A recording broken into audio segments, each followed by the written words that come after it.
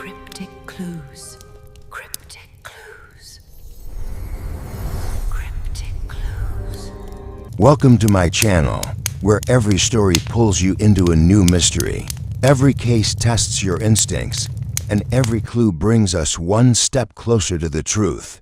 In today's case, we follow Miss Marple as she unravels a chilling puzzle in Miss Marple and the knitting needle in his chest. This wasn't a case of misadventure or misstep. It was murder, stitched together with silence and buried beneath layers of genteel lies. Stay with me till the end, because what she discovers in that quiet village cottage isn't just a crime. It's a calculated betrayal. So, pour yourself a cup of tea and settle in, because today's mystery will leave you wondering just how far someone will go to keep a secret threaded in blood. Chapter 1. A pleasant day turned grim summer air over St. Alders was the sort of rare English gift that made even the sternest of villagers soften their expressions. Warm, golden sunlight slipped between the old oak branches, dancing upon the neat hedgerows that flanked the village green. The annual charity garden fete, held in the sprawling gardens of the late Sir Lionel Bartleby's manor, promised laughter, raffles, and enough sponge cake to content the greediest sweet tooth. Tables were dressed in crisp white cloths, groaning under the weight of jams, preserves, and carefully ranged posies. A brass band played under the shade of the linden tree, their polished instruments glinting like captured sunlight. Miss Jane Marple, in a pale lavender frock and straw hat adorned with a single faded ribbon, was seated near the tea tent, her knitting needles working with an unhurried rhythm. She was not knitting anything urgent. She rarely was, but her eyes, as sharp as the glint off a hawk's wing, wandered from stall to stall, taking in small details most would overlook. The young Mrs. Pembroke laughing too loudly at Mr. Graves's joke, old Mr. Latham hovering near the tombola as though something on the prize table unsettled him, and young Samuel Bixby supposed to be helping in the tea tent, slipping a bottle of ginger beer into his coat pocket and glancing about with unnecessary caution. At 3:30, when the tea tent was at its busiest, and the ladies from the Women's Guild bustled to keep cups filled, a shriek sliced through the pleasant chatter. It came from behind the rose garden, near the shaded benches where a few guests had wandered for quiet conversation. There was a startled pause, teacups frozen halfway to lips, before several men hurried toward the sound. Miss Marple, her knitting resting neatly in her lap, rose with measured calm and followed at a gentle pace. The scene that greeted her was as strange as it was sudden. Slumped awkwardly against a wrought iron bench was Mr. Harold Frobisher, the well-to-do solicitor who handled nearly every important document in St. Alders. His normally ruddy face was pale, eyes staring blankly at the petals drifting down from the roses above. More disturbingly, protruding from his chest almost absurdly, was a slender silver knitting needle. Its polished length caught the light, gleaming cold and sharp against the dark fabric of his suit. Mrs. Penworthy, the vicar's wife, was clasping her hands to her cheeks and declaring it utterly unthinkable. To anyone within hearing distance, Mr. Graves muttered about summoning the constable. Yet what struck Miss Marple most was the hush that fell over those gathered. An uneasy, heavy quiet, as though each person present had suddenly thought of something they dearly wished not to share. Constable Renshaw arrived within minutes, red-faced from the run and quite flustered by the gravity of the scene. "Nobody touch anything," he barked, with the air of a man unused to murders but eager to appear authoritative. He began asking hurried questions: who had seen Mr. Frobisher last, whether anyone had noticed strangers, but his notes soon became muddled. Miss Marple, standing at the edge of the group, noticed two curious things almost at once: the absence of Mr. Frobisher's hat, which he was rarely without, and the faint scent of lavender soap clinging to the knitting needle's handle, quite out of place for a man who prided himself on a decidedly masculine wardrobe. She said nothing, not yet. It was too soon, and people, she knew, revealed far more in the moments after shock than they realized. Instead, she returned to her seat by the tea tent, her needles clicking softly once more, though her mind was already turning, unraveling, looping, and knotting threads of thought and patterns far more complex than her woolen stitches. The fate, though still technically underway, had shifted in tone. Conversations dropped to whispers, glances darted between neighbors, and the bright summer air now felt curiously heavy, as though the roses themselves knew they'd been made unwilling witnesses. In St. Alders, Miss Marple thought, nothing disrupted the quiet more completely than murder, especially one committed in so domestic and deliberate a fashion, and a knitting needle, of all things, was never chosen by chance. Chapter 2. The village reaxord of Mr. Harold Frobisher's death moved through St. Alders with the stealth and certainty of a shadow at sundown. The fate did not so much end as deflate. Bunting hung limp as if the very air had lost interest. People lingered in little knots along the gravel paths and by the tea tent, their voices lowered in the way voices always are when they are sharp with surmise. Miss Marple, returning to her chair beneath the awning, found that her teacup had collected a film of milk skin, and that Mrs. Beatrice Larkin, St. Alders' most tireless distributor of tidings, had drawn near. With the gentle determination of a wasp approaching jam, "It's too dreadful," Mrs. Larkin murmured, eyes bright despite her tone. And in the rose garden, too, where the late Lady Bartleby always said one could feel the angels. "I suppose angels do turn a blind eye where lawyers are concerned." She seemed surprised by her own wit and amended, "Solicitors, I mean," though Mr. Frobisher was not like others of his sort. "To ready with a frown and a fee, if you ask me. But then one must ask who would hold such a grudge as to, well," her gloved hand fluttered vaguely at her chest, the universal sign for a knitting needle where a knitting needle ought not to be. Miss Marple set her needles aside and folded her hands. "Grudges are curious things," she said mildly. "They can be kept in the smallest drawers of the heart and yet grow as large as a trunk." She watched Mrs. Larkin absorb this. Gardens taught one many lessons about what thrives when neglected. "You knew Mr. Frobisher well?" "Oh dear, no. He was always very particular about who counted as well. But he was carrying on briskly of late, those letters sent out about the new boundaries and deeds. Half the village up in arms, if you'll pardon. No. There's Colonel Arbuthnot. He'll have heard something proper." And Mrs. Larkin drifted off, pulled by fresh pollen. Colonel Arbuthnot, who had once been loud in India and was now loud in retirement, announced to a ring of parishioners that the murderer must be a tramp. Knives, needles, one tools as good as another to the itinerant mind. No motive required, only opportunity. Mr. Graves, from the estate office, countered that no tramp would have known the garden's turns so cleverly, or struck in so neat a fashion. Mrs. Penworthy wrung her hands and insisted it must have been sudden passion, a fit of some sort, because how else could one explain murder in such a public place? "My husband says," she confided, leaning toward anyone available, "that sin hides best beneath virtue's skirts. I don't know what precisely he means, but it makes one look at the Women's Guild rather differently. Does it not? The Women's Guild, hived about their trestle tables of scones and jam, bristled like affronted hedgehogs whenever the word needle was spoken. Mrs. Eunice Pembroke, cheeks a pretty, blotched pink, kept smoothing her knitting bag, the lavender sachet tied to its drawstring releasing little sighs of scent.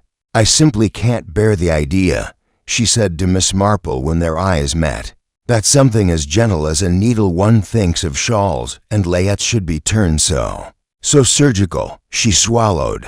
"Do you think it could have been one of ours? From the stall? We had a jumble of notions and tools in an old biscuit tin. I'd not like to have that on my conscience. Consciences are rather like biscuit tins," Miss Marple observed, "always rattling when something sharp is inside." She spoke lightly. but the scent of lavender that threaded the air near Mrs. Pembroke's bag reached her like a reminder. The knitting needle in Mr. Frobisher's chest had carried that same ghost of fragrance. Lavender was common enough in St. Alders, soap, sachets, even polish, but it liked to wander, leaving a trace where one might not expect. Young Samuel Bixby loitered near the edge of the tent with the careful aimlessness of boys who have done a small wrong and wish to hide it beneath a larger event. He clutched his ill-gotten ginger beer as if it were a life preserver, and accepted speculation like a connoisseur sampling sweets. A sip of probably a robber, a taste of maybe a jealous husband, a grimace at political radicals, when Miss Marple asked, in the sort of voice one uses to inquire about whether he had ventured near the rose garden during his wanderings. He shook his head so vigorously that one could only think he had. "I weren't anywhere near, miss," he said, and then ruined it by adding, "anyhow, I didn't see nobody running." "Running is an admission of purpose," Miss Marple said gently. "Most people prefer to stroll away from their misdeeds." Samuel blinked at this, uncertain whether a proverb had just been launched at him, and decided it had. Old Mr. Latham, who had hovered by the tombola table with the look of a man calculating losses, was discovered expounding to Mr. and Mrs. Cleeve from the grocer's that Mr. Frobisher had recently made enemies over a parcel of land by the brook. "Spoke to me sharp as vinegar," Latham said, jabbing the air with a nicotine-yellowed finger. "Said my fence leans." My fence was leaning before he grew whiskers. "And there's that business with the Mallory cottage, the will, the cousin from Portsmouth nobody's met. He meddled, that one. He liked rules as a cat likes cream." "A cousin from Portsmouth," murmured Miss Marple, tucking the phrase away as if it were a dropped button that might yet belong somewhere. She noticed, too, that Mr. Latham would not meet Mrs. Cleeve's eyes, and that Mrs. Cleeve, usually brisk to the point of bossy, was uncharacteristically quiet. "People are sometimes silent not because they know nothing," Miss Marple thought, "but because they know the wrong thing." Constable Renshaw, after bustling importantly between the rose garden and the manor, reappeared with a little notebook gone dog-eared at the corners. "We phoned Dr. Hart and the inspector in Much Dinsley," he announced, "and we'll be taking statements. For now, everyone is to go home and remain available. No one is to touch any knitting needles not their own." This last instruction produced a ripple of headshakes and tutting, like a draft passing over an organ's pipes. Dr. Emmeline Hart arrived with her leather bag and the brisk calm particular to experienced physicians and certain housemaids. She was middle height, neat as origami, and she listened more than she spoke, a quality Miss Marple had long admired. After a brief examination at the rose garden, Dr. Hart returned to the tent, accepted a cup of tea she did not drink, and told the constable, instantaneous, more or less, a swift thrust angled slightly upward. "The implement is unusual." She glanced at Miss Marple, then away, as if reminded of the older woman's tactful competence. Whoever did it was close. This was not hurled in a fit of madness from a distance. Someone he knew, then. Mrs. Larkin concluded, a little breathlessly, as if completing a line of poetry. Someone he trusted. That notion seemed to delight her with its moral economy. "It is useful," Miss Marple said, "to recall that people trust for many reasons, because they should, because they must, or because they dare not do otherwise." She did not look at Mrs. Pembroke when she said this, but she saw, peripherally, the younger woman's hands tighten on the lavender bag. Mrs. Pembroke had laughed too loudly earlier in the day. People often laugh too loudly when they are being offered a choice they do not like.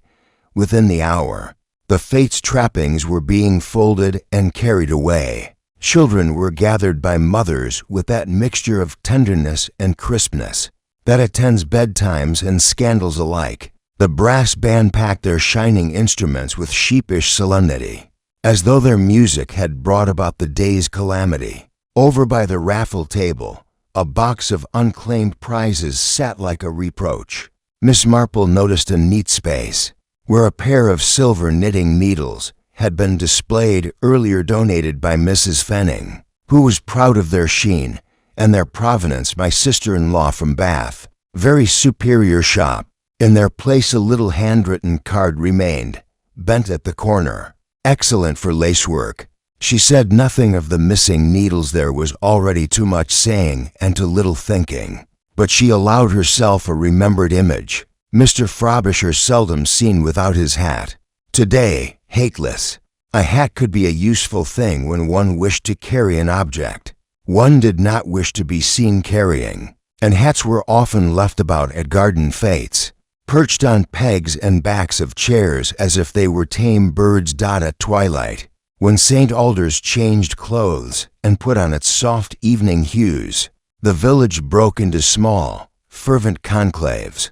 At the grocer's, Mr. Cleeve declared it had to be about money because everything was. At the post office, Miss Drew insisted it was romance because everything ought to be. In parlors up and down the lane, the conversation played like variations on a theme. Guilt belonged to strangers. Guilt belonged to neighbors. Guilt belonged to the wrong sort of neighbor. Mr. Graves, at the estate office desk, penned a letter he tore into tiny pieces. Mrs. Penworthy sat before her mirror and touched her own throat, as if measuring where a needle would pass. Colonel Arbuthnot locked his garden shed with ceremony, and then, forgetfully, left the key in the lock.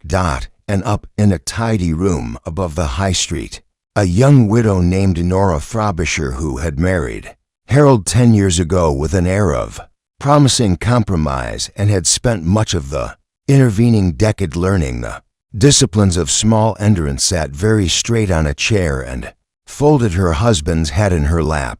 It was a poor thing to fold, being stiff and domed, and would not obey her hands. She did not cry, for Mrs. Nora Frobisher had not learned the helpful habit of tears. She merely listened to the village currents passing beneath her window, and after a time she rose and put the hat on the hall table, as if returning it to its proper world. Miss Marple, in her own cottage on the lane, laid her knitting beside the lamp and thought of the day's pale threads. Lavender where lavender did not belong. A missing pair of silver needles. A boy who had not seen anyone running, and therefore had seen someone not running.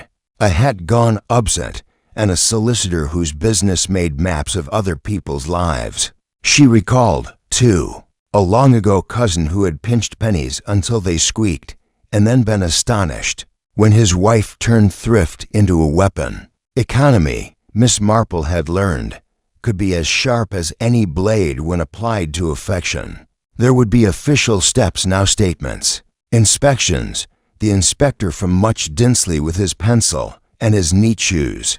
But gardens yield more at dusk, when the day's showy colors subside and the quiet plants dare to breathe. Miss Marple blew out her lamp and went to the window. Tomorrow, early, would be best to walk by the roses, before human bustle muddied the ground entirely. People say much in the evening, and forget what their feet have said in the afternoon. The ground remembers. She drew the curtains, and in the night's small silence, the village continued to hum its dozen explanations. They could not all be true, but among them, like a single clean stitch in a muddled row, one would fit, if only one looked with sufficient patience. And Miss Marple had made of patience a lifelong occupation. Chapter 3. The first clues and suspicions. Don washed St. Alders in a pail, rinsed light, and found the village chastened and eager by turns. Doors opened early. Curtains quivered. Kettles sang with the kind of determination only grief and curiosity can rouse. Miss Marple set out before most, a small basket over her arm on the pretext of fetching a sprig of rosemary from Mrs. Fenning's herb bed. The true destination, of course, was the Bartleby garden. She preferred the world when it had not yet remembered itself. Footprints speak more honestly. Before people do. The constable had strung a thin, officious cord between two iron stakes to keep the public at bay. But such cords were made to reassure rather than restrain. The gardener, a taciturn fellow named Jeffers, lifted it for Miss Marple with a nod because Miss Marple had a way of being admitted wherever kindness and habit had set up little gates. The rose garden at this are smelt of cold earth and something faintly medicinal, crushed leaf, perhaps, or the distant memory of lavender. Petals beaded with dew lay scattered like confetti that had learned restraint overnight. She stood a quiet full minute and looked, not at the bench where Harold Frobisher had sat in his last astonishment, but at the approach to it, the curve of path, the framing yew arch, the drift of grit where a foot might pivot before turning in. A man who died had come from somewhere, and the person who arranged his dying had come from somewhere else. To roots make to stories. Where they cross is where truth whispers. On the pale grit just before the arch she saw a small, crescenic scuff. Someone had turned on the ball of the foot, abruptly, as if to step in and then stop. Beside it, pressed faintly into the damp, was the imprint of a narrower sole with a neat, pointed toe. Miss Marple imagined a woman's shoe, not new, whose owner walked as those do who think about how they are seen. Near the bench itself, another small thing waited for eyes that had the courtesy to find it. A thread as fine and gray as winter fog caught under the arm of the wrought iron. She coaxed it free with a hairpin and placed it on the square of white card she kept in her basket. For just such contingencies. Felt hat lining, perhaps. It had that thriftless tendency to surrender a whisper of itself at the least provocation. Mr. Frobisher had been hateless. Miss Marple, who remembered 100 hats as other people remember birthdays, filed away the notion that his hat, if it had brushed here, had presently gone elsewhere. "Ma'am?" Constable Renshaw's voice arrived with his boots. He was proud of the boots, new, polished, emphatic. The inspector's coming on the 10 o'clock from Much Dinsley. "Inspector Tolson, we are to disturb nothing." "Very proper," Miss Marple said, and she meant it. Disturbing nothing is often the most disturbing thing a body can do. "You have your statements well in hand?" Renshaw colored, working through them. "Colonel Arbuthnot says it was a tramp. Mrs. Penworthy says crime of passion. Mr. Graves says well. Mr. Graves says very little with many words. Dr. Hart was particular about the angle. Upward, she said. Not a long weapon, neither. One thrust. Upward, Miss Marple repeated, eyeing the bench. Harold Frobisher, she recalled, had the kind of stoutness that lifts a man's chest rather than drops his belly. A shorter person must have stood very near indeed. And the time. Back at her cottage, Miss Marple set the gray thread beside her teacup and looked through the parlor window. At her own yew hedge, its biddable austerity. She thought of Nora's resin-bright palm, of Graves's fastidious cuffs, of the small, abrupt scuff before the arch where someone had decided at the last instant to go in or to flee. She thought of hats. Who keeps them on? Who takes them off? And under what domestic declarations the ritual changes? She thought, too, of Samuel Bixby's boastful honesty. Boys tell the truth by accident more often than men do on purpose. When Inspector Tolson announced, toward the close of the day, that he would like a word with Mrs. Pembroke at her cottage, the village exhaled, as villages do, with the pleasure of nearing the end of a story. Miss Marple, who had seen many endings, arrive early wearing the wrong hat, took up her shawl and said she might, if no one objected, call first on Mrs. Fenning. Knitting needles have their own histories, and histories, like roses, prefer to climb where there is something firm to cling to outside. The light thinned to pearl. The roses, cleansed of yesterday's spectacle, lifted their tender, treacherous faces to the evening. Somewhere behind them, the right story continued to compose itself, stitch by quiet stitch, waiting for the hand that knew how to read its pattern. Miss Marple, whose hands had done little else all her life, set out to follow the thread. Chapter 4. Miss Marple quietly observes him. Fenning's neat little cottage sat at the bend in Mill Lane, half hidden by a privet hedge trimmed with the precision of an officer's mustache. Miss Marple was shown in with the warmth reserved for an old friend who asks after one's roses, and means it. The front parlor smelled faintly of beeswax and the paperwhites on the windowsill. A pair of spectacles lay folded on the side table. Beside an unfinished crossword, "You're after the knitting needles," Mrs. Fenning said at once, her voice bright with the satisfaction of having guessed correctly. "Silver one's beautiful work gift from my sister-in-law in Bath. I donated them to the fate raffle. Quite new. I put them on the table myself, just before the brass band began their first number, and when I looked later gone, I assumed they'd been won." Miss Marple settled into the chintz armchair, her basket on her lap. "No one came to claim them then. Not to me. And I didn't see the card taken away, though Mrs. Larkin was fussing about the jam jars at the time. She blocks one's view entirely, dear soul, with that head of hers. But the tin of knitting notions was nearby. Could have been anyone passing." Mrs. Fenning went on to describe the needles in loving detail, smooth to the touch. A fine point, the faintest scent of lavender from the tissue paper in which they had been wrapped. "I like to keep moths at bay, you know," she said with a little laugh, "though one might say lavender keeps more than moths away. Harold Frobisher, for instance, could not abide it sneezed like a schoolboy." Miss Marple filed this with the quiet pleasure of adding a stitch to an intricate border. Lavender on the murder weapon could be mere happenstance, but then, so could many things until they decided not to be. She thanked Mrs. Fenning, admired the paperwhites, and departed. The afternoon had that muffled quality which falls over St. Alders when it is thinking too much. People went about their errands in threes and fours, heads close, glances darting sideways. Outside the grocer's, Colonel Arbuthnot was explaining to Mrs. Penworthy why the police were too modern to see sense. "They've a mania for strangers and fingerprints. I tell you, murder is an intimate thing. Why, I can think of 6 people in the village capable of slipping a needle between the ribs, given the right encouragement." He looked faintly disappointed when Mrs. Penworthy declined to name hers.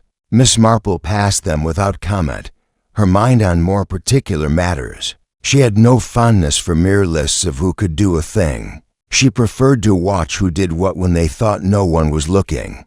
She found her opportunity in the tea shop. Mrs. Eunice Pembroke sat by the window, a half-eaten currant bun before her, her knitting bag tucked at her feet. She was staring into the street with that peculiar stillness people adopt when their thoughts are not the ones they wish to entertain. Presently, Nora Frobisher came by hateless again, dark hairpin neat. She caught sight of Mrs. Pembroke, paused, and then stepped inside. "Nora," Mrs. Pembroke said, rising slightly, though she did not look pleased. "I heard the inspector spoke to you," Nora said, sitting opposite without waiting to be asked. Her voice was low, but Miss Marple, 2 tables away with a pot of Assam, could hear most of it. Years in the village had taught her that sound behaves generously for those who listen. "They think the needle," Mrs. Pembroke began. "I know," Nora interrupted. "It was not yours." Mrs. Pembroke's eyes widened. "How can you be sure?" "Because," Nora said evenly, "I know whose it was." She reached for her teacup, her fingers bare of gloves, and in the movement Miss Marple saw the faint yellow smear on the side of her index finger. A gardener's pollen stain, perhaps, or something else entirely. "It will not matter, though," Nora added. "Inspector Tolson likes his solutions neat."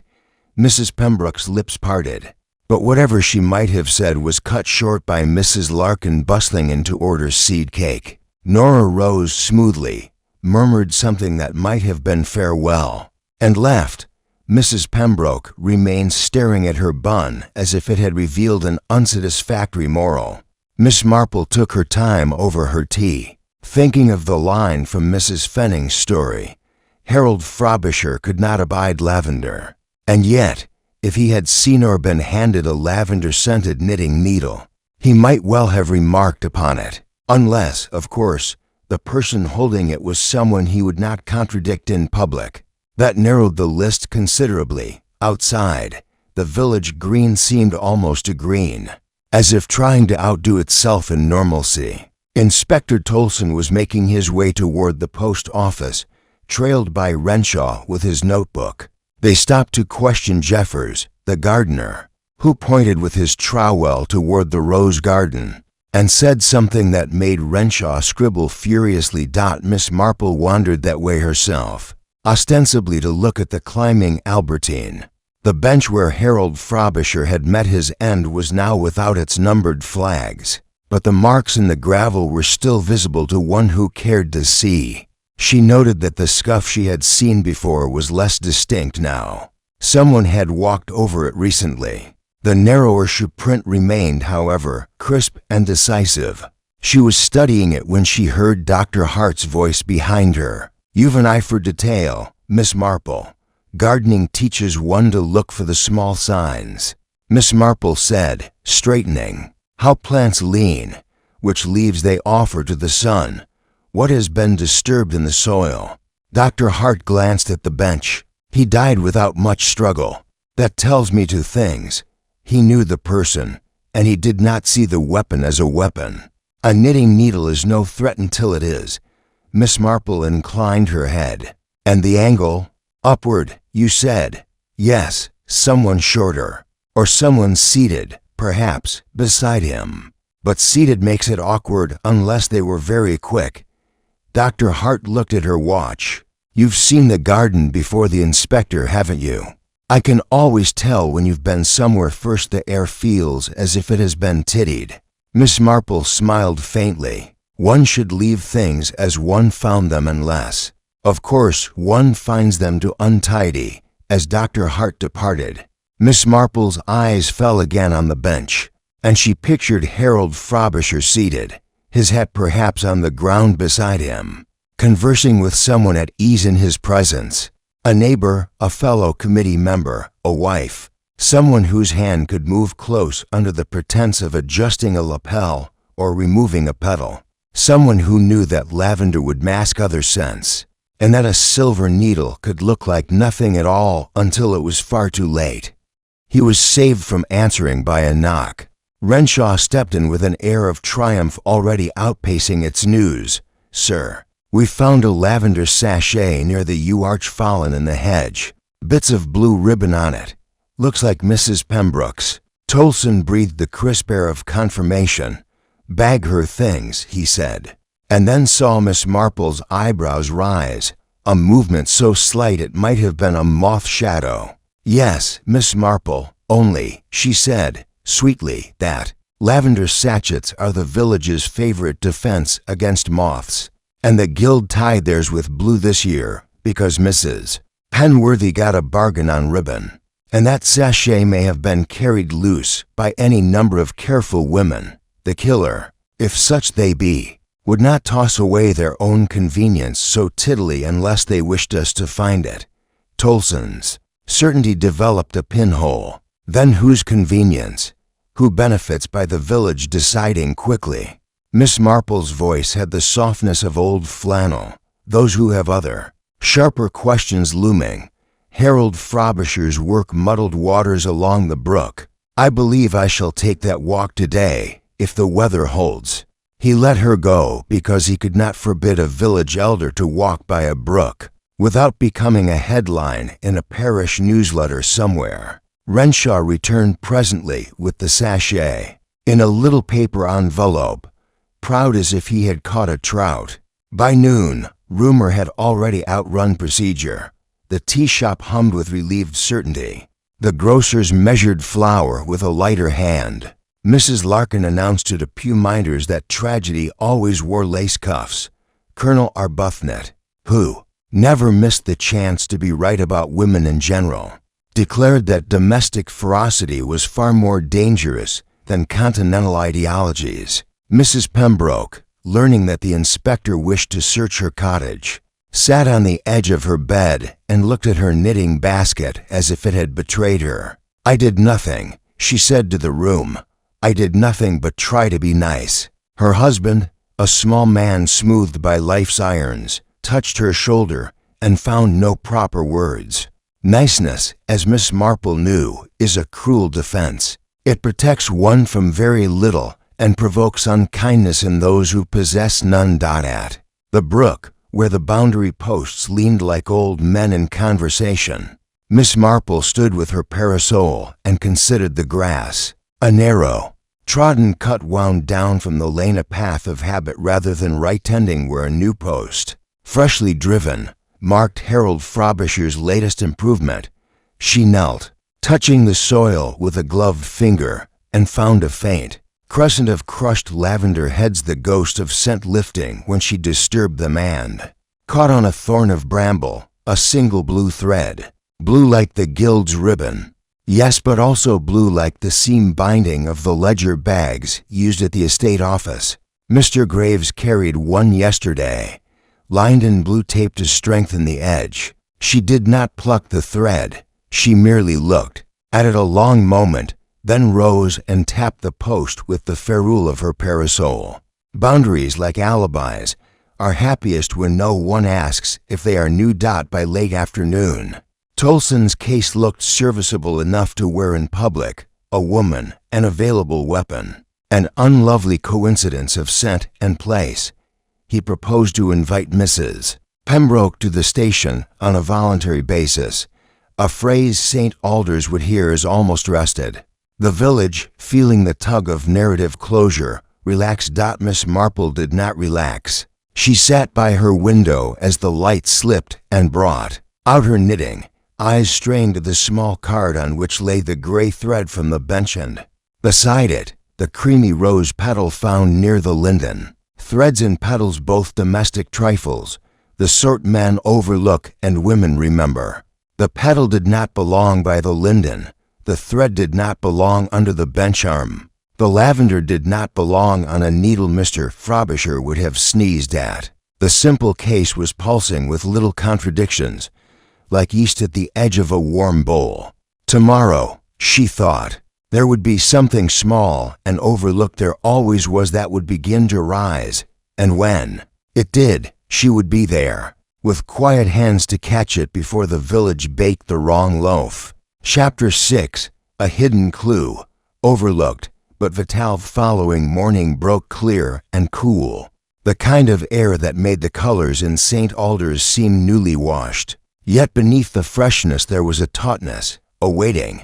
People still greeted one another on the lane, but the smiles were measured, as though too much warmth might suggest complicity. The news that Inspector Tolson meant to bring Mrs. Pembroke in for a fuller interview had moved quickly. The village had already begun adjusting itself to the idea of her as the culprit. Miss Marple, however, was not so inclined to adjust herself to premature endings. She had seen too many tidy stories come apart under the smallest tug, and there were loose threads here, some literal, that refused to lie flat. After breakfast she made her way to the brook.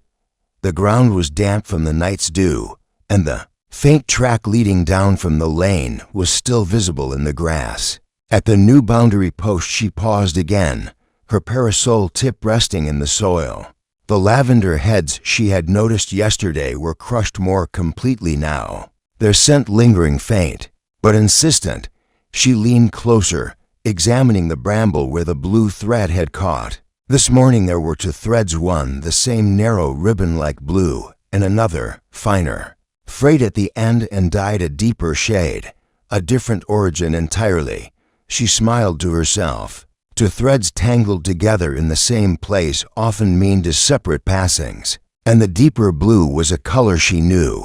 It belonged to the binding inside Mr. Frobisher's own leather document case, the one he often carried when settling land disputes. Retracing her steps toward the village, she found herself passing the churchyard, where Dr. Hart was emerging from the vicarage after her weekly call on Mrs. Penworthy.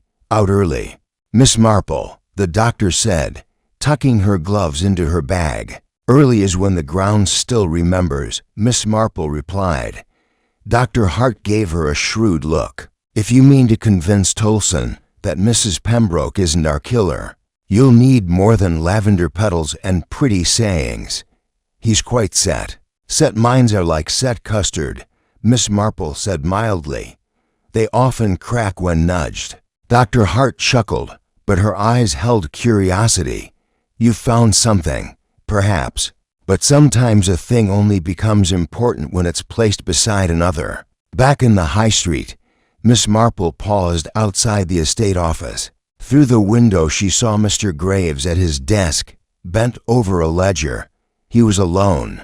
She stepped inside, greeted him pleasantly, and allowed her eyes to drift over the neatly stacked documents. The ink bottles, the ledger bags two of which, she noticed, were trimmed in that same blue tape she had seen caught on the bramble. Busy morning, Mr. Graves, she asked. Always something to be put in order, he replied. Without looking up, I expect Harold Frobisher liked things in order as well, she said gently. Graves's pen stilled. He did, to a fault. Why do you ask? Oh, no reason, Miss Marple said, as if brushing off a thought. I was only thinking that order often leads to boundaries, and boundaries lead to disputes. And disputes, well, they can bring people together in the oddest ways. He looked at her then, sharply, before dropping his gaze to the ledger. If you're implying anything, Miss Marple, I never imply, she said, smiling. I only observe. Outside, she turned toward the post office, where she knew Mrs. Larkin would be at her most garrulous. Indeed, she found the woman sorting her own letters aloud to a small audience. Mark my words, Mrs. Larkin was saying. Eunice Pembroke will not stand up under the inspector's questions. She's too fluttery. A fluttery woman is always one step from a mistake. Miss Marple let her finish before interjecting. And yet a calm woman can make just as many mistakes, only people are slower to notice them. Mrs. Larkin sniffed. You mean Nora Frobisher. Calm as a pond. I saw her near the rose garden not 10 minutes before it happened, talking to Harold like butter wouldn't melt. And now she says she didn't see him until after. She leaned closer, lowering her voice. And another thing. Nora went into the tea tent with her gloves on, but when she came out, no gloves. I remember because she always wears them, even in summer. Miss Marple tucked this away. Gloves removed, a brief absence, a calm reappearance, such things could mean little, or a great deal. By the afternoon, Inspector Tolson had summoned Mrs. Pembroke to the hall. The village, predictably, found errands that took them past the green. Miss Marple arrived a little before and positioned herself on a bench outside. She saw Mrs. Pembroke approach, her face pale but set, her knitting bag left at home this time. Behind her, moving with deliberate slowness, came Nora Frobisher. The two women exchanged no greeting. Tolson met Mrs. Pembroke at the door, his expression that of a man already half convinced of his own case. We get to the bottom of it today, he told Renshaw, loud enough for the villagers nearby to hear. Miss Marple, meanwhile, rose from her seat and strolled toward the green's edge, where the path led back toward the Bartleby garden. She had no need to see Mrs. Pembroke's interview. She knew the woman's fear would blind her to anything useful. What she needed was in the garden, where Tolson and his men had stopped looking. The rose beds were less pristine now, the petals beginning to droop, but the bench remained as it had been. She examined the wrought iron arm again, where she had found the gray thread, and this time her eyes caught on a tiny dark mark just below the curve of the armrest, a smear, faint but distinct. She took out a handkerchief and dabbed it. The stain came away reddish-brown, not quite the right color for dried blood. She sniffed it and caught the unmistakable tang of rust and polish. It was a mark left by metal, possibly the shaft of a needle wiped quickly, but imperfectly against the bench to remove some trace before being carried away. Such a wiping motion, she reflected, would have been instinctive only to someone used to handling tools, not to a person in the heat of panic. And that thought fitted rather poorly with the picture of Mrs. Pembroke as an unsteady, fluttering figure cutting Battenberg dot by the time she returned to the high street. The interview was over. Mrs. Pembroke emerged looking wrung out but defiant, Tolson behind her with a furrowed brow. He caught sight of Miss Marple. She won't admit anything, of course, he said, half in frustration, half in expectation of agreement. She may have nothing to admit, Miss Marple replied, her tone mild. But I do think, Inspector, you might want to consider whose hands would wipe a needle clean before leaving a scene, and whose would simply drop it in fright. Tolson's brow furrowed more deeply. And you think that's important? I think it's vital, she said, because it tells you something about the person's state of mind. And state of mind, Inspector, is often the difference between a quarrel turned deadly and a killing carefully intended. She left him with that and walked on, her thoughts turning over the puzzle. The lavender sachet, the missing gloves, the twin blue threads at the brook, the rust polish smear on the bench. It was a small collection of scraps, but she had seen such scraps weave themselves into an undeniable pattern before. That evening, as she sat by her window, she took out her knitting. Her needles clicked softly, each stitch a quiet measure of thought. Somewhere in the village, someone else's hands had once moved just as calmly, just as precisely. Only their work had been to end a life rather than make a scarf. And such hands, she suspected, would not belong to Mrs. Pembroke at all. Chapter 7. Confrontations and secrets. The weather turned unsettled by afternoon. A high, gauzy cloud pulling across the sun as if the sky itself had decided to think twice. St. Alders, too, began to reconsider its certainties.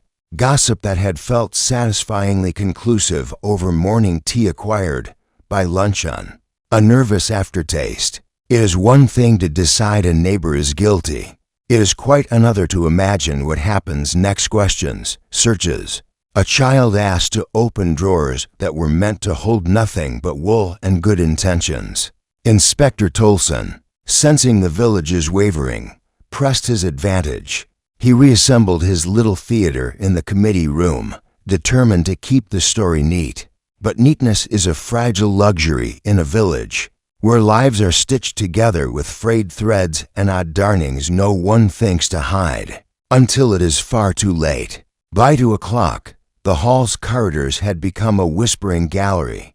People came ostensibly to volunteer memories. They stayed to overhear one another's. Miss Marple did not sit in any corridor. She preferred the periphery's doorways, thresholds, that obliging strip of space where people still think aloud, while crossing from one certainty to another. From such a vantage she watched the day's temper sharpen.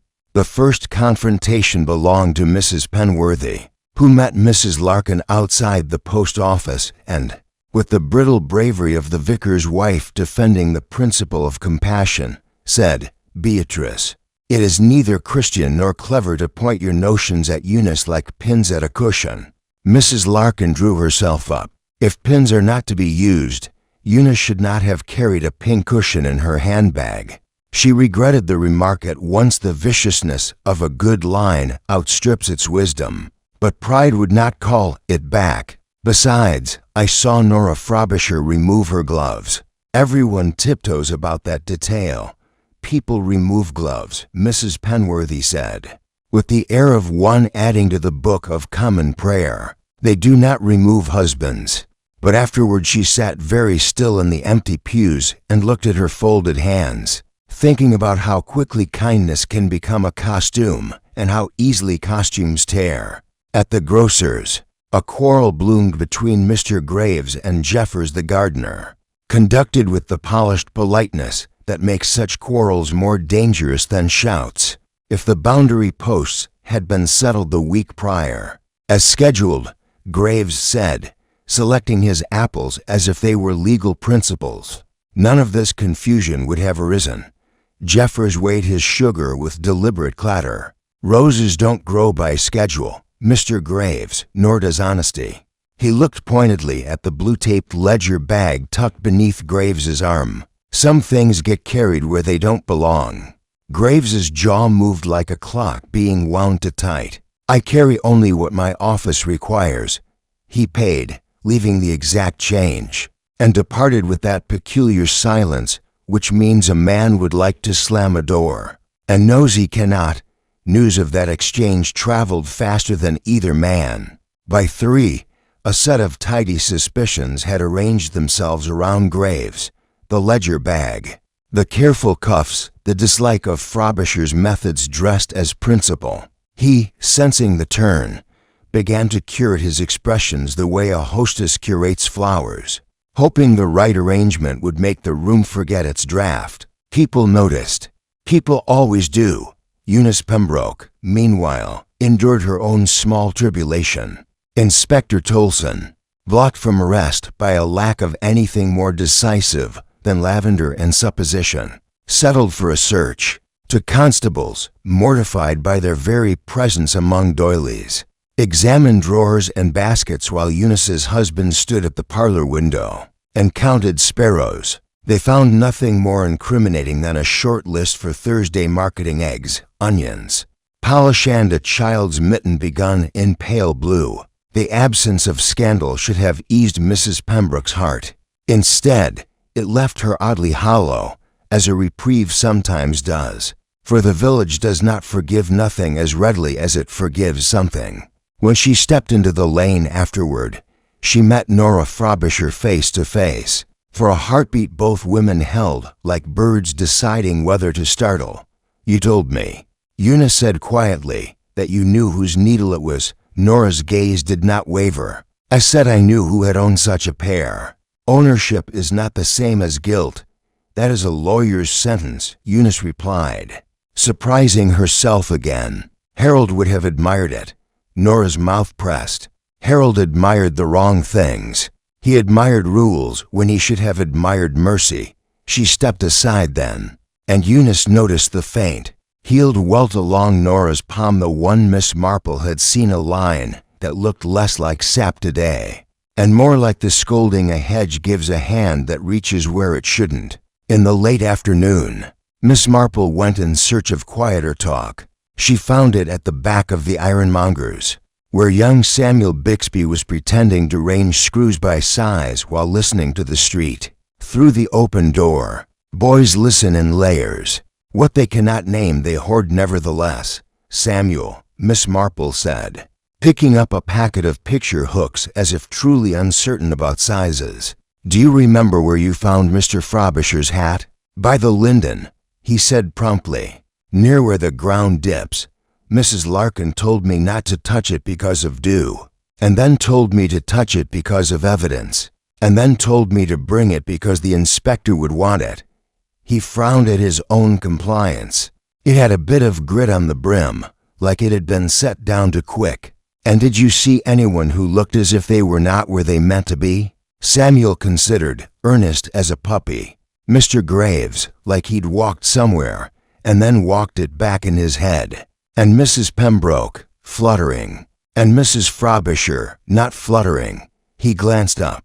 "Miss, can a person be very still and still be running?" "Oh yes," Miss Marple said. "It is the preferred method in villages." By tea time, the day had made its choice. If it could not resolve the murder, it would resolve its other quarrels. Thus it was that Colonel Arbuthnot marched to the vicarage to inform Mr. Penworthy that the Women's Guild must be censured for weaponizing domesticity, and thus it was that Mrs. Penworthy told the Colonel with a sweetness that would take varnish off a chair that he was welcome to take minutes at the next meeting if he wished to understand how women keep a parish from falling apart. In the exchange's wake, the Colonel, feeling unjustly outflanked, declared to 3 listeners that someone had used the fate as cover to rifle the committee cupboard, for a tin of raffle stubs was missing, and what kind of village mislays paper. The remark, meant to wound the guild, struck Miss Marple instead with a gentle tap of significance. A tin of stubs missing, a raffle prize unclaimed and unaccounted, a garden where hats appeared and disappeared, a brook where blue threads snagged themselves on bramble. Paper, needles, hats, and threads, domestic tokens all, yet arranged with an impatience that felt unlike a woman accustomed to laying at tea table. Near 7, the sky lowered properly and a soft rain began to fall, good rain. Steady as a metronome, St. Alders withdrew into doorways and lamplit rooms. In the hush that follows rain's first minute, secrets sometimes step forward and try on their voices. Miss Marple, putting the kettle on, was not surprised when her bell tinkled. On the step stood Dr. Hart, coat dark with droplets, eyes brighter than usual. "I've come to return the book you lent me, Miss Marple," she said, holding out a thin volume on cottage herbs that neither had remembered changing hands. "And to say something inconvenient. Inconveniences pour much better with Darjeeling," Miss Marple said, ushering her in. They sat. The kettle sang agreeably. The room filled with the small serenity Miss Marple kept in bowls as other women keep potpourri. Dr. Hart did not drink immediately. "Tolson asked me this afternoon whether the killer must be a woman. The angle, the weapon, the proximity. He wanted a rubber stamp. And you?" "I told him it could be a woman." Dr. Hart fixed her gaze on Miss Marple's hands, which were steady on the teapot. "But I also told him that the thrust was deliberate, firm, and placed with a certain economy. Panic uses strength. Purpose uses precision. There was no hesitation wound, no second attempt. It looked, medically speaking, like someone who had decided in another room and merely executed the decision there. Decisions made in one room and executed in another." Miss Marple murmured, "Are the making of marriages and murders." Dr. Hart exhaled. "There is more. The inspector showed me Harold's shirt front. Polished residue on the fibers, the same faint tang you might notice if someone had wiped a blade with a rag that sees metal often. An ironmonger's cloth, or a clerk's, diligent about his pen nibs," Miss Marple finished. "Mr. Graves cleans what connects him to the world until it reflects him back." The doctor nodded, half ashamed of the relief that followed being understood. "I am not saying it was Graves. I am only saying that if it were Eunice Pembroke, the scene would look less like housekeeping and more like fright." They drank their tea in companionable silence while the rain wrote careful lines on the pane. When Dr. Hart left, the street had deepened into that tender darkness which forgives the outlines of things. Miss Marple stood at her window, considering the day's confessions, small and large. The village had turned itself inside out. What had fallen from its pockets was instructive: a missing tin, a ledger bag too tidy, gloves that strayed and a hat that would not, and somewhere under the rain, another confrontation prepared itself, quieter, with fewer witnesses. Miss Marple thought of Nora's steady gaze and Eunice's shaking hands, of Graves's clipped reply and Jeffers's stubborn decency, of Samuel's question about running without moving. Which is the village's other sport? She set aside her empty cup and reached for her knitting, not to knit, but to touch the cool length of a silver needle resting there, its point harmless until invited otherwise. Murder had asked a domestic object to perform a violent duty and hoped the object's nature would disguise the act. That trick works until it doesn't. Domesticity remembers.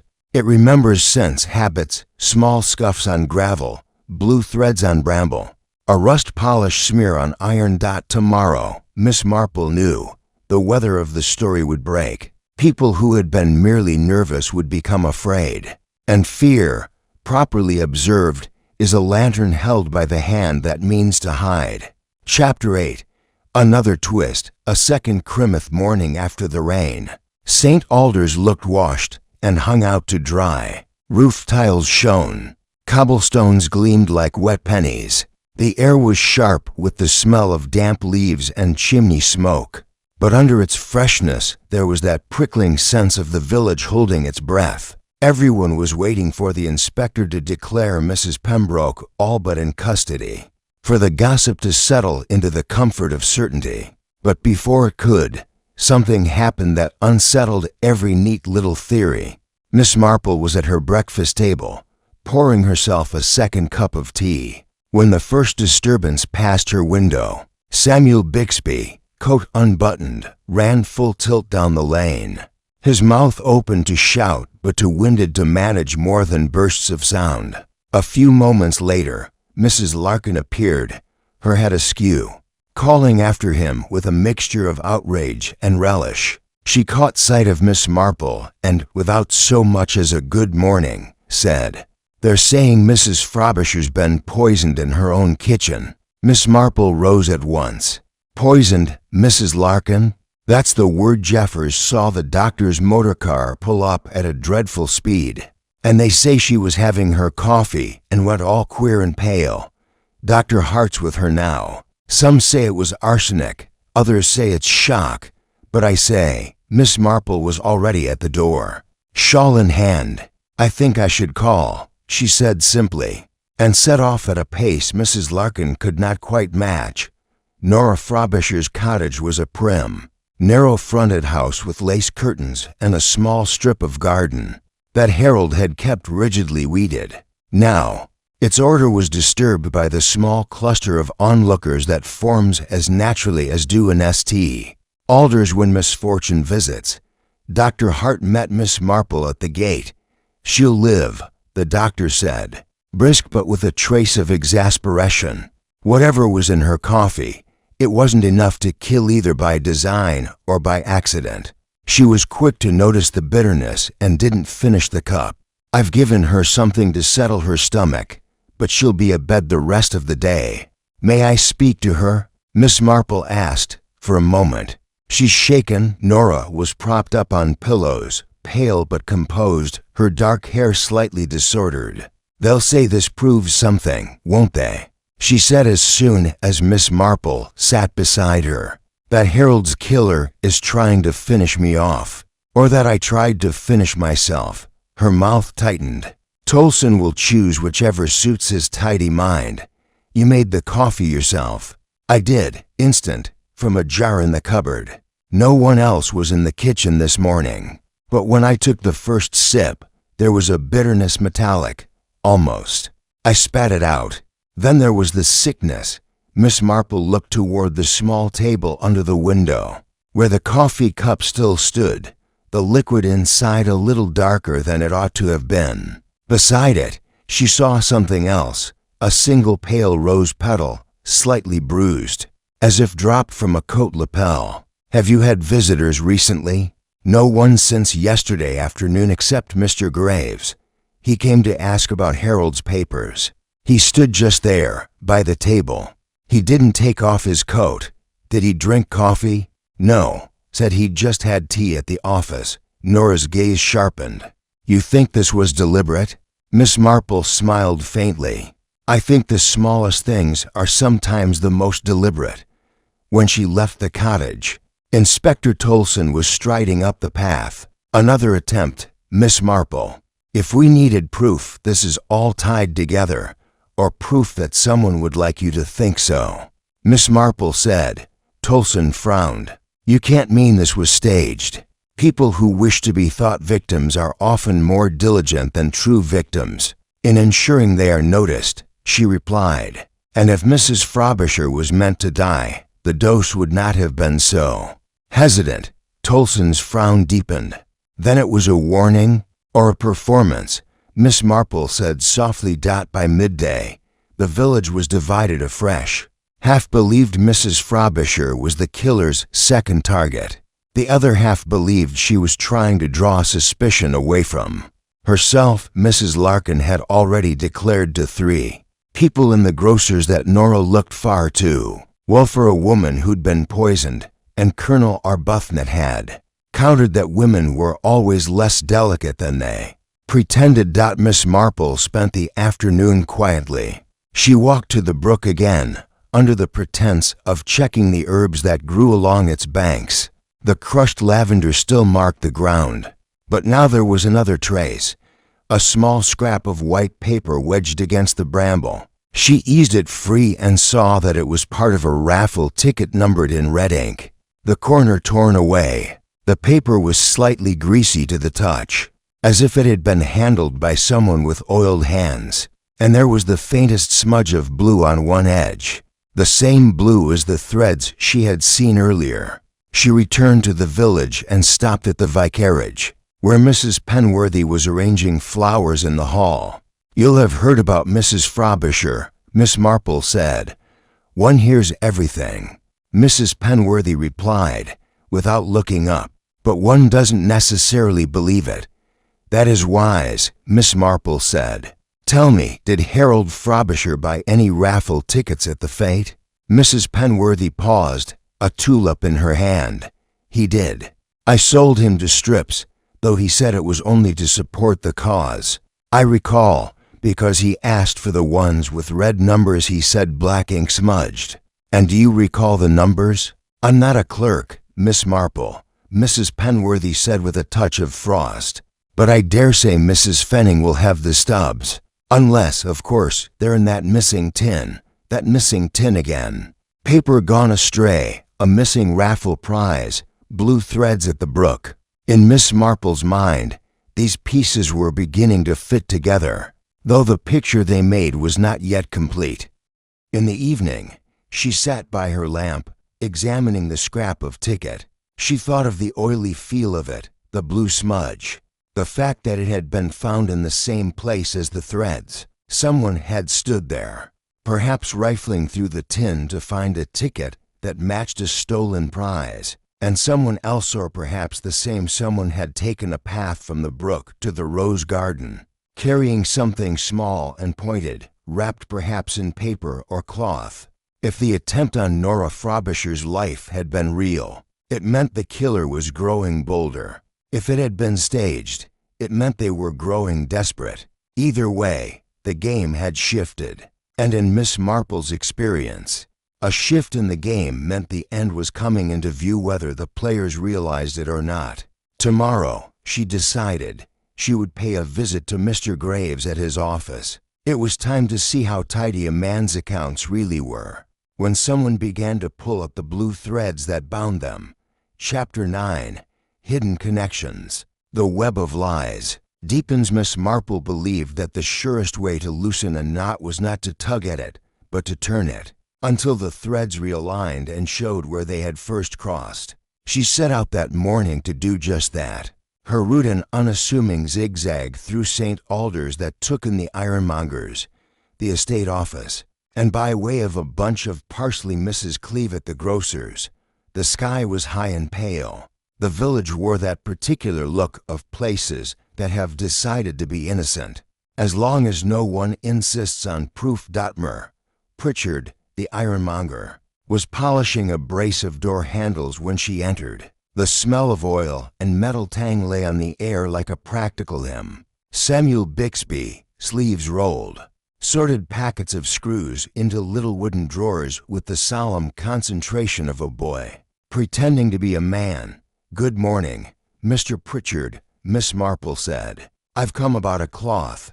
"A cloth, madam?" Pritchard's mustache lifted. "The sort one wipes stools with," she said.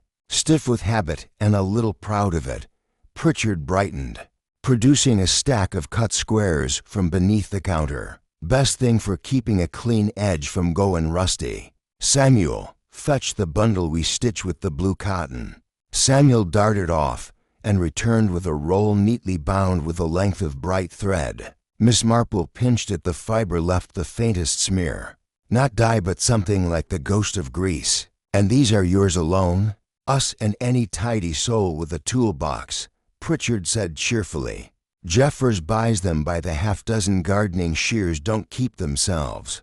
And Mr. Graves takes a handful each month for his nibs and clips. Never seen a clerk so effort of tarnish. Says the world begins with a clean hinge, Mr. Graves." Miss Marple turned the thread between finger and thumb. The color rang true to the deeper blue she had found at the brook. Not ribbon at all, but cotton from a trade roll. "He must have very obedient papers," Pritchard chuckled. "He's got obedient everything. Even his coins sound tidy when he sets them down."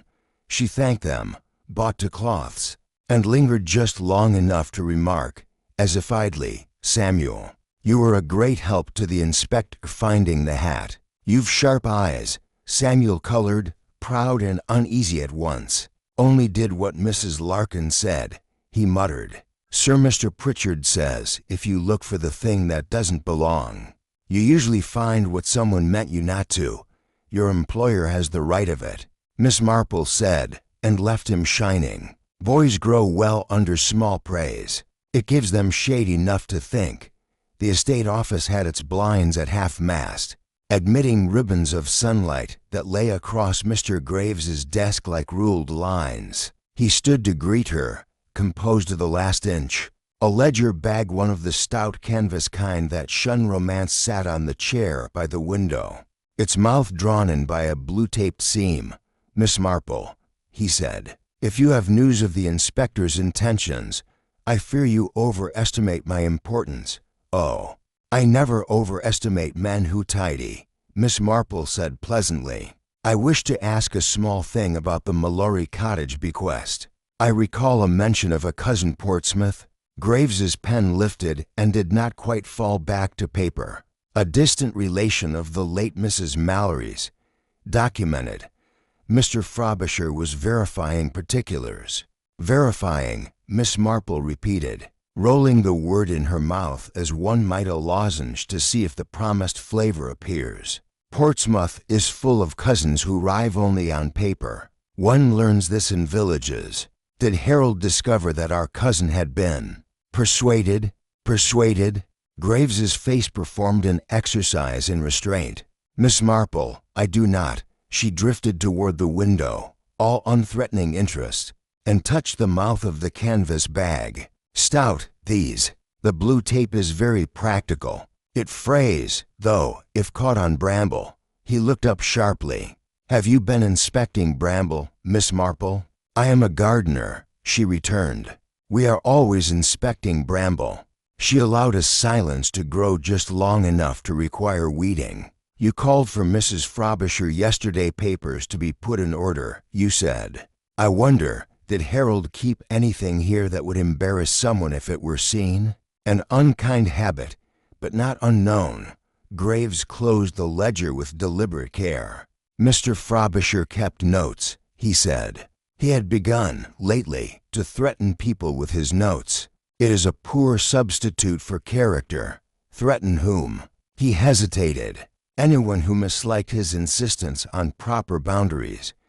That is to say, anyone who wished to be left alone, Miss Marple said, soft as snow. People become very untidy when they are frightened, and when they grow tidy again, they put the wrong things back in the wrong drawers.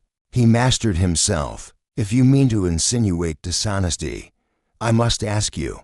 Oh, not dishonesty, she interrupted, with a grandmother's absolution, merely the kind of borrowing of labels that allows a day to pass.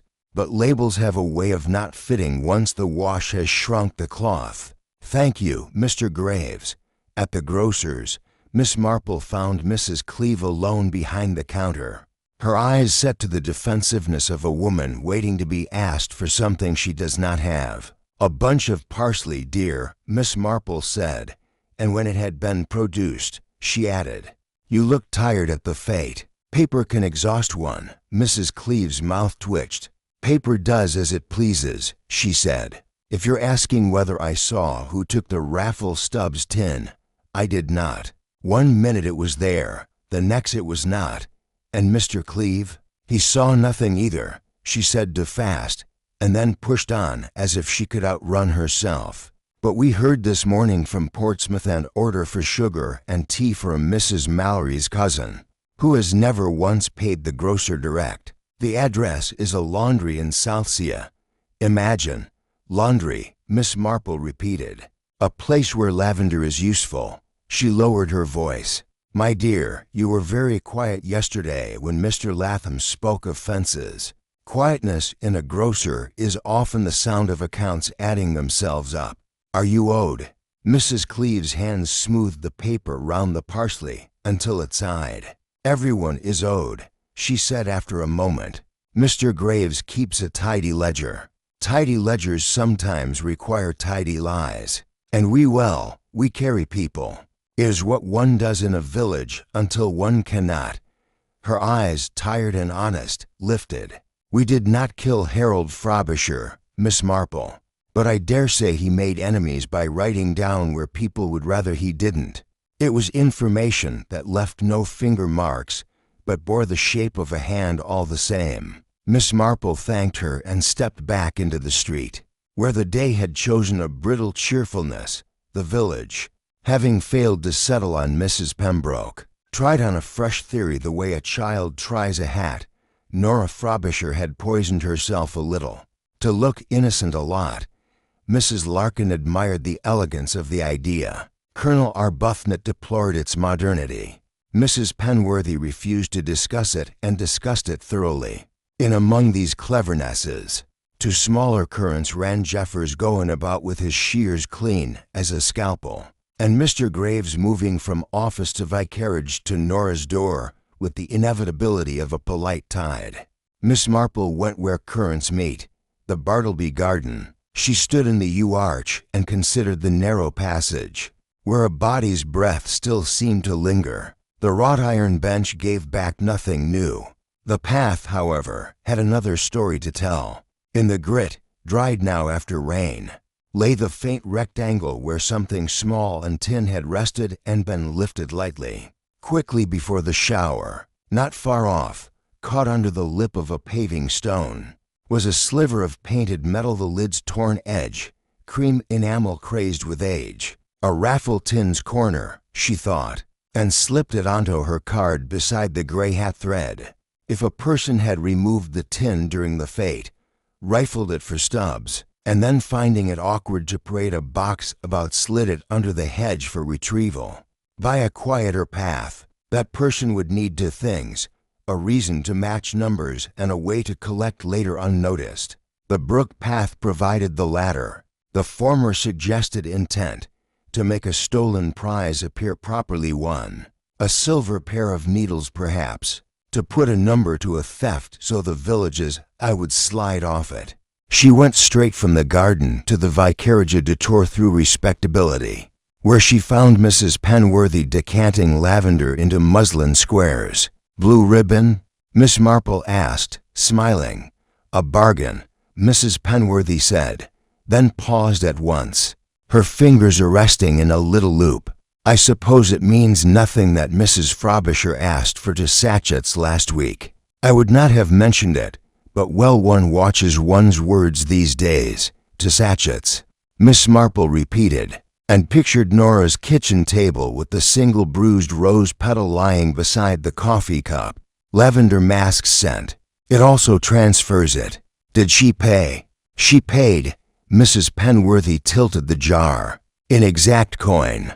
The doctor's phrase returned to Miss Marple, a decision made in one room and executed in another. And with it came another memory. Nora's palm with its neat welt, not sap sticky now but mended. The faint rose pollen on Harold's hat liner. Mr. Graves's fondness for clean edges and ironmonger's cloth. Jeffers remarking that Harold looked like a man nursing a grievance at the bench.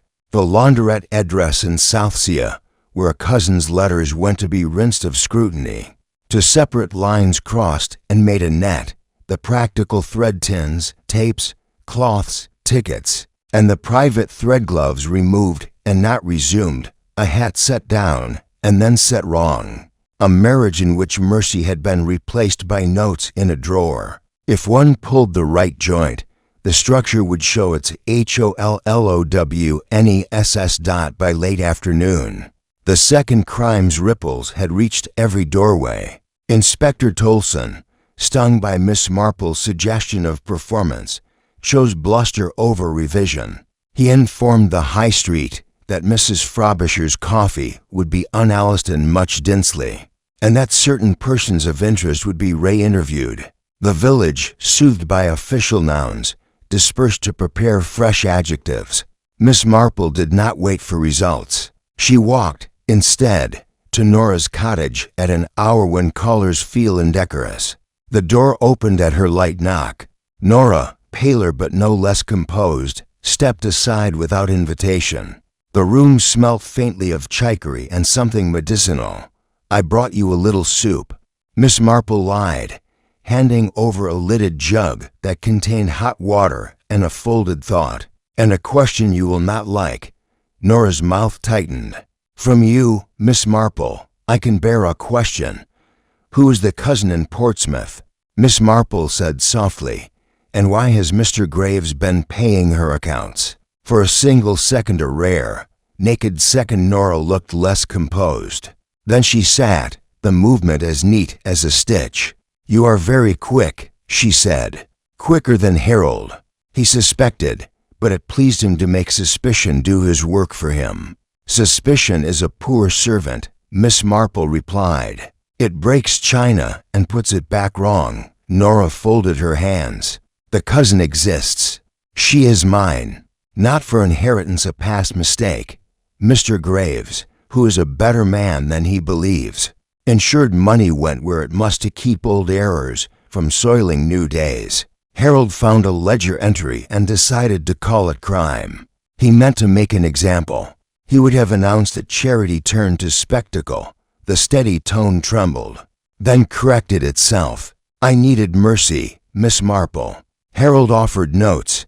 Mercy and notes. The net tightened. Miss Marple did not say, "And who offered murder?" She only said, "Thank you," and rose, her eyes taking in, as if accidentally, the little glass bowl by the door where a woman puts what she means not to forget: keys. Thimble, the second of 2 lavender sachets. Out in the lane the evening came on with long, cool fingers. The village, at this hour, spoke in the language of kettles and latches. Secrets put on aprons and called themselves supper. Miss Marple stood for a moment in the hush and let the web show itself. A stolen prize dressed as a raffle win. A cousin dressed as a crime. Mercy dressed as debt. And beneath the costumes, a single temperament that wiped a tool clean. Tied up a narrative with blue cotton and placed things just so. Tomorrow, she thought, would not do for the inspector. He would hustle, and hustling frightens truth back into hedges. But tomorrow might do for a conversation in which one does not accuse so much as invite. People are grateful, in their way, to be asked to stop pretending. And when the right person realized that Miss Marple had seen the crossing of their 2 threads, they would pull at their own knot fatally. Chapter 10. The Reveal.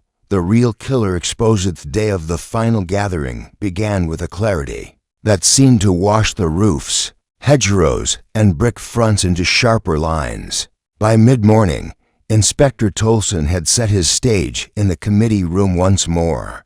The long oak table polished, chairs drawn up in a neat horseshoe. He had agreed reluctantly to let Miss Marple observe, and now watched with pursed lips as she took the seat he had intended for an empty buffer between himself and Mrs. Larkin. The room filled in careful trickles. Mrs. Pembroke entered first, her knitting bag left at home as if it were a disreputable relative. Nora Frobisher followed, composed in dark blue, a gloved hand resting on the back of her chair before she sat. Mr. Graves came in precisely on the half-hour, placing his hat on the table beside him as if its weight might anchor his composure. Jeffers stood awkwardly at the back, arms folded. Mrs. Penworthy and Mrs. Larkin arranged themselves where their expressions could be seen to best advantage. Tolson cleared his throat. "We are here," he began, "to draw together the various lines of this investigation and to tie them off neatly." Miss Marple interrupted with a smile. "It is the tidy thing to do." She folded her hands and looked round the table. "You see, in villages, murder seldom springs from mystery. It grows, like a weed, from something quite plain: hurt, fear, resentment, and then disguises itself as something else entirely. Here the disguise was domesticity. A ripple moved round the table. Tolson stiffened but said nothing. At the fete, Miss Marple continued. A silver pair of knitting needles was stolen from the raffle prizes. They vanished before tea and reappeared, one of them, at least in Mr. Frobisher's chest. The theft was not opportunistic. The killer needed an implement that could be carried openly without notice, and a reason why they possessed it afterward. A raffle win provides that reason. But to pass as a legitimate win, the thief needed the matching raffle ticket stub. Hence, the missing tin of stubs. She glanced at Mr. Graves. The tin was hidden in the Bartleby garden during the fete, near the yew arch. Later, someone retrieved it by way of the brook path. That is where I found two threads, one bright blue, one deeper caught on bramble. The bright blue came from the Women's Guild's lavender sachets. The deeper blue belonged to the trade cotton, used to bind the mouth of the estate office's ledger bags. Mr. Graves, you carry such a bag every day. Graves's eyes flicked to Tolson, then back to Miss Marple. You draw too much from threads, Madam. Whoa, I draw from more than threads, she said mildly. From cloths, for instance the ironmonger's cloths you buy to polish your clips and pen nibs.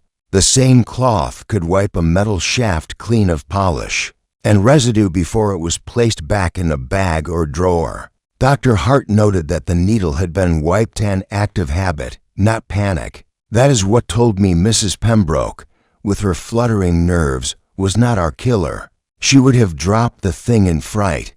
Mrs. Pembroke gave a tiny gasp, half relief, half astonishment.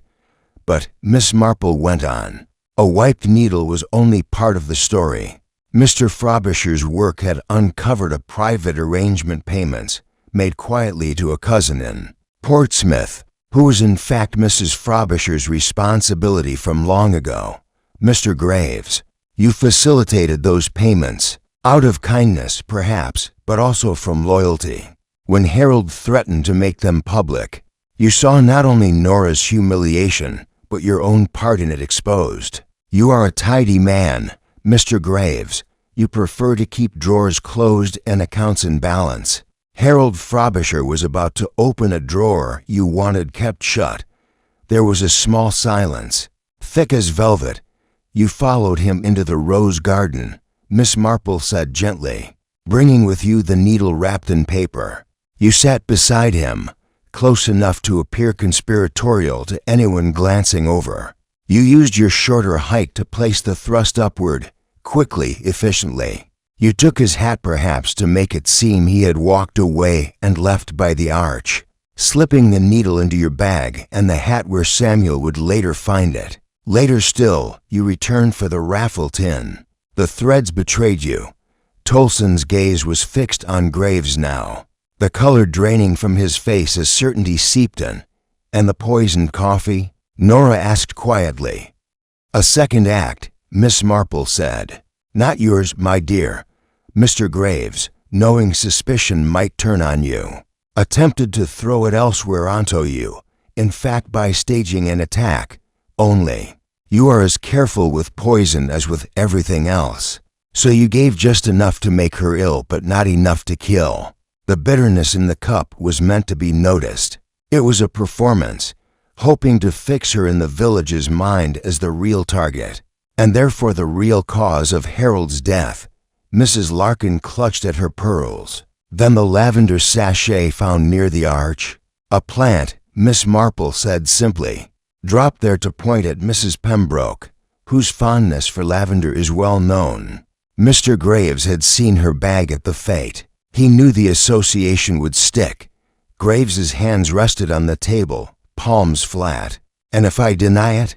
He said, voice low. Miss Marple's eyes were kind, but her tone was steady. You'll find, Mr. Graves, that denying a thing and unraveling it are quite different skills. The threads will not stay where you put them now. They will travel from the raffle tin to the bramble, from the blue cotton to your bag, from the wiped needle to the ironmonger's cloth in your desk. You kept the story neat, but in doing so, you left it to neat. That is always the mistake of tidy men. For a moment, he seemed to consider speaking further. Then his shoulders lowered, as though some inner latch had been unfastened. He would have ruined her, he said, not looking at Nora. He took pleasure in it. I could not abide it. Tolson stepped forward, the formality back in his voice. Mr. Graves, I must ask you to come with me." The room seemed to exhale. Mrs. Pembroke wept quietly into her handkerchief. Nora sat very still, her eyes fixed on the polished grain of the table. Outside, the autumn sun slanted across the green as if nothing in St. Alders had shifted at all. Later, in her parlor, Miss Marple sat with her knitting and a small vase of Ophelia roses on the table beside her. The creamy petals caught the lamplight, their bruises faint but visible if one knew where to look. She thought of the way the village would, by tomorrow, begin to smooth over the whole affair, how the story would be folded, pressed, and put away in the communal drawer where unpleasant things are kept for reference, but never for display. She also thought of Mr. Graves's final words. He would have ruined her. Motives, she reflected, are so often dressed as virtues: mercy, loyalty, justice, but the cloth they are cut from is the same as that of grudges and fears. And in St. Alders, as everywhere, the smallest threads can strangle when pulled tight enough. Her needles clicked softly. Another row finished, perfectly even. Outside, the church bell marked the hour, and the village settled back into its rhythm. Only Miss Marple, with her quiet eyes and her half-finished scarf, kept the whole pattern in view.